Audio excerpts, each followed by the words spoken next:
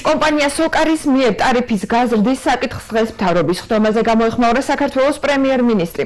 ირაკლი ღარიბაშვილის თქმით, სოკარი გაზის ტარიფის ცვლილებასთან დაკავშირებით მოლაპარაკებებისთვის მზად არის.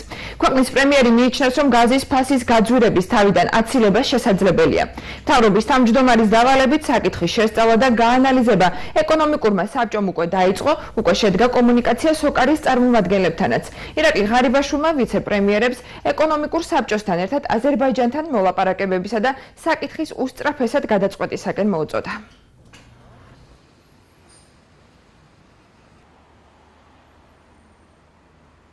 სოკარის წარმომადგენლებთან ჩვენ გვქონდა კომუნიკაცია და ისინი აბსოლუტურად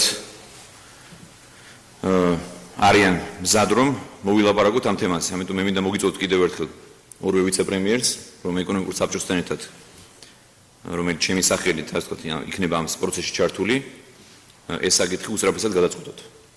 და შეიძლება ჩვენ მივმართოთ თხოვნით აზერბაიჯანის მხარეს, რომ მოხდეს ან გადავადება, ამ პროცესის გადაწევა.